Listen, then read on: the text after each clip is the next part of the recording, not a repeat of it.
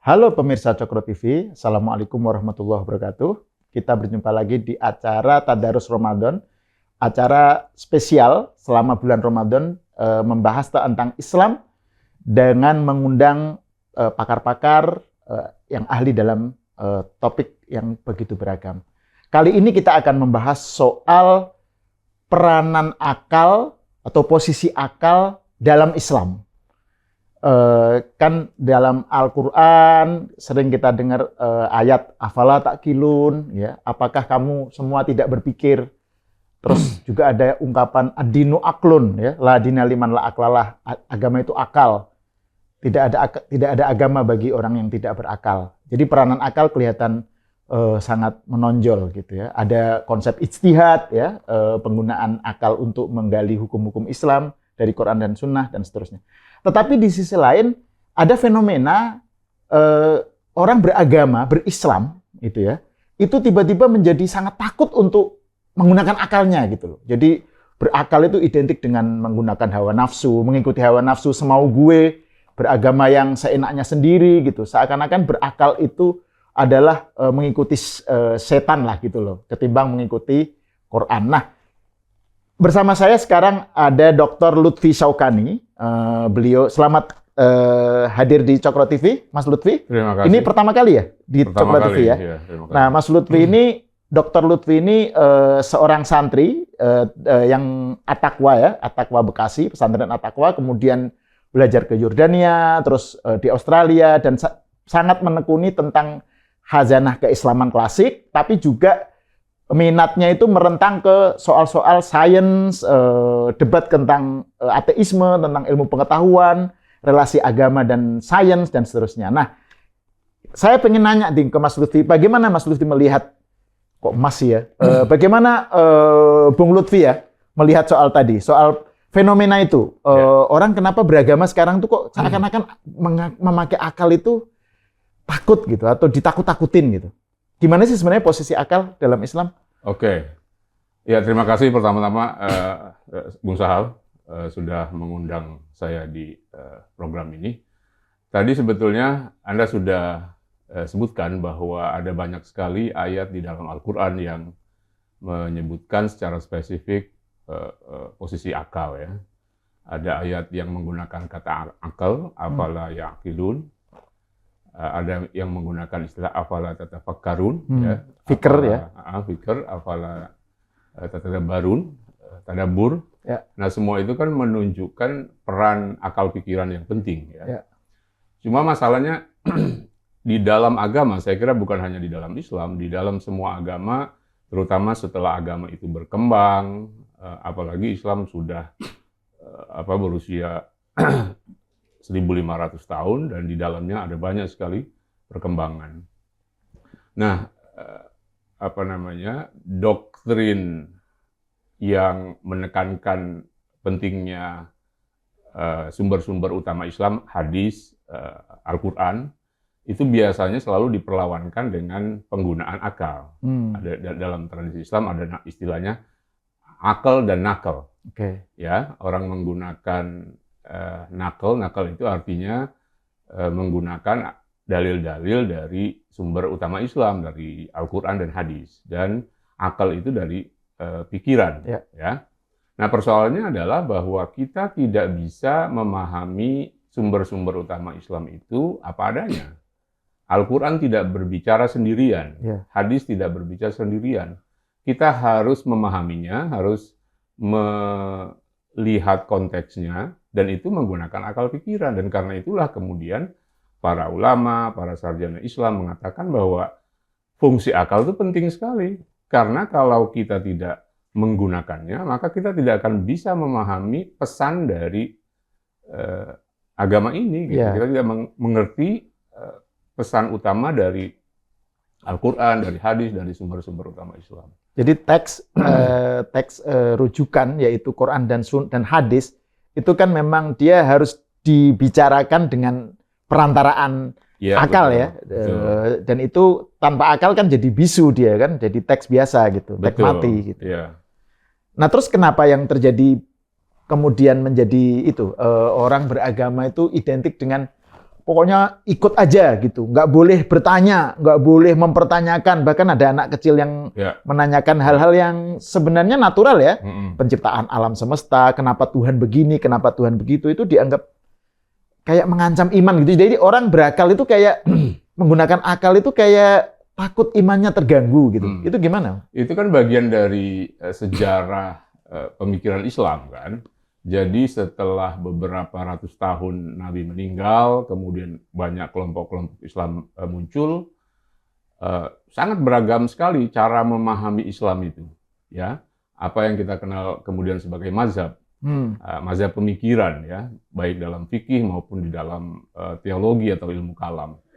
Nah, cara melihat agama yang kental sekali nuansa anti akalnya itu juga adalah bagian dari salah satu mazhab pemikiran gitu ya. Apa yang kita kenal sekarang dengan mazhab Salafi misalnya ya.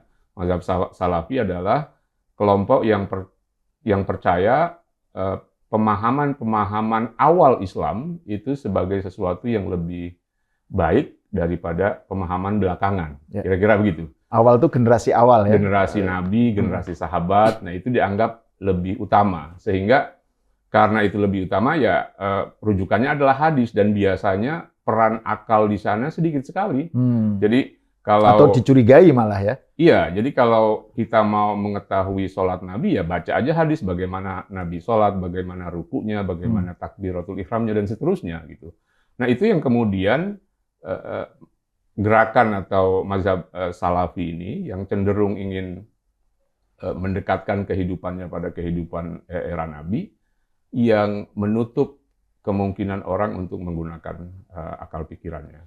Tapi kan gitu pandangan bahwa pandangan Salafi yang tadi Bung Lutfi katakan ya, bahwa pada zaman dulu tuh penanaman akal minimal, itu juga sebenarnya pandangan yang nggak sepenuhnya benar, karena kan zaman dulu juga ada mazhab Ro'yi kan. Persis. Artinya ada mazhab, ada school of thought lah ya, aliran pemikiran yang berbasis teks gitu ya, dominannya itu berbasis teks. Ada yang mengandalkan Ro'yu, opini ya,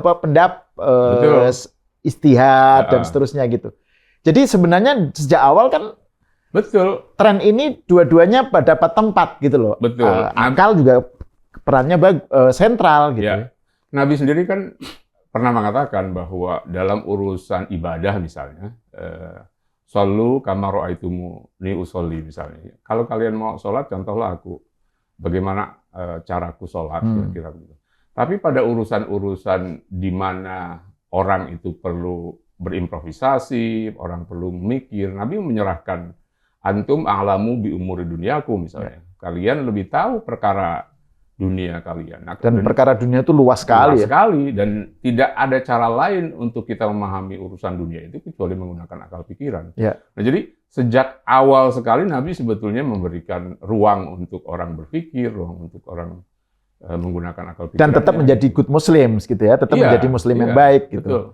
Nah ini berarti kita mungkin harus mengembalikan ke pertanyaan awal saya tadi ya, fenomena masyarakat Muslim sekarang ini yang gairah keislamannya meningkat, tetapi tidak disertai dengan kesadaran bahwa penggunaan akal itu juga sesuatu yang diakui dalam Islam. Jadi mereka berislam sambil menjadi dogmatis, menjadi takut dikit-dikit, pokoknya serba tertutup gitu. Itu gimana, Mas Lutfi? Cara mengatasinya gimana gitu? Mungkin sebagian ketakutan itu adalah dari prasangka-prasangka bahwa akal pikiran itu bisa membuat orang sangat liar atau bebas, sehingga kemudian dikhawatirkan akan justru keluar dari rel yang sudah digariskan misalnya. Gitu. Nah, padahal kan di dalam tradisi Islam sendiri, dalam tradisi pemikiran Islam itu biasanya ada guideline-nya itu, ya. Di dalam mazhab fikih misalnya, ada 4 mazhab yang saling berdialog kalau kita lihat gitu. Hambali dan Maliki sangat tekstualis misalnya, sangat merujuk pada hadis. Kemudian Syafi'i sedikit memberikan tempat buat akal pikiran, sementara Hanafi itu sangat rasional sekali gitu. Betul. Tetapi serasional-rasional Hanafi kan tetap masih dalam dalam koridor perdebatan fikih Islam gitu, dan hampir semua para muridnya, para pengikutnya mengatakan bahwa ya ini adalah bagian dari mazhab Islam yang diakui bahkan di Indonesia dan di sebagian besar negara Muslim di dunia. Kan sebetulnya 4 mazhab ini sudah seperti mazhab resmi lah buat soal-soal fikih gitu. Dan dalam soal teologi juga sebenarnya ada Mu'tazilah gitu ya, yang menghargai peran akal yang tadinya sempat didiskreditkan, tapi sebenarnya dia juga punya peran yang sentral ya dalam sejarah Islam.